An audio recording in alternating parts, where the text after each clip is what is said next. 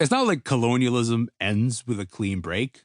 Colonizers don't just slip out the back door and leave you to run your own affairs. The Anglo-Egyptian regime that gave Sudan its independence also left a terrible little gift: internal division.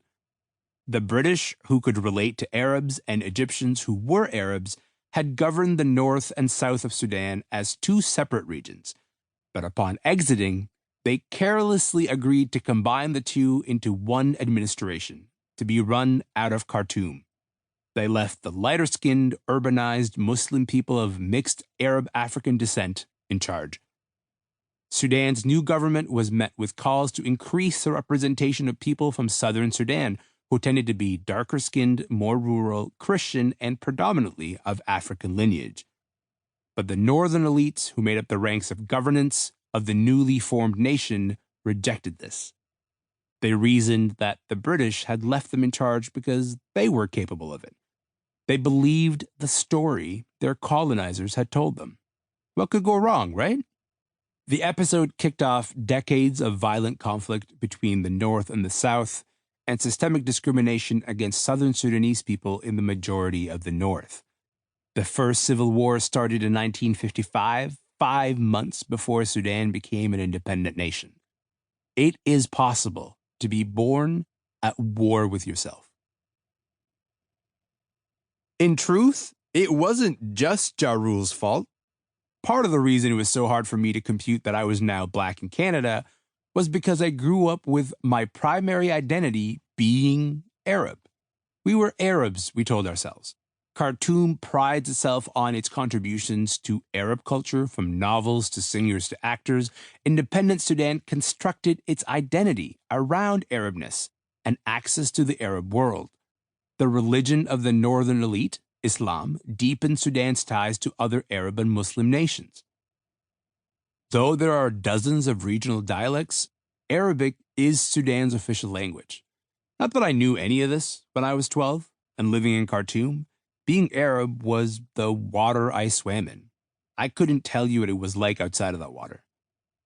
I rarely thought about my skin color. I just didn't have to. I knew that my complexion came from the mixing between Arabs and Africans that had dominated most of Sudan's history, and I knew that my family had social standing. The skin colors I did think about were those of southern Sudanese people in Khartoum. They were called Black.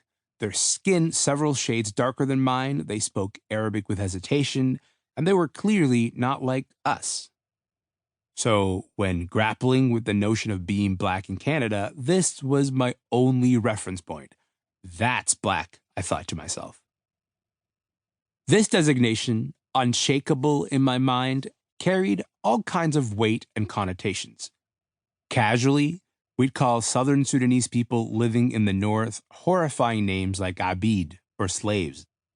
The elaborate racism of the northern elites often excluded southerners from the job market, from housing, from security, though in reality they were economic migrants tormented by circumstances specifically created by various governments in the north.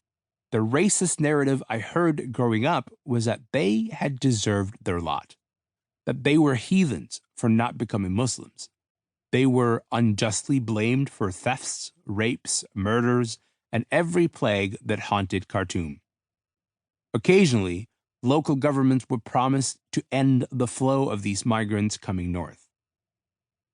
In the midst of unrelenting racism, southern Sudanese people worked low-status jobs with no security. Most often, they worked as khaddams, or servants.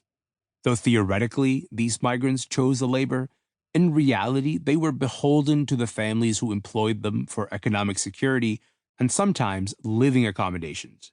You rarely saw a northerner working as a khaddam. I overheard families speak of lending each other their khaddam. "Oh, I'll send my girl over to help with your wash," they'd say.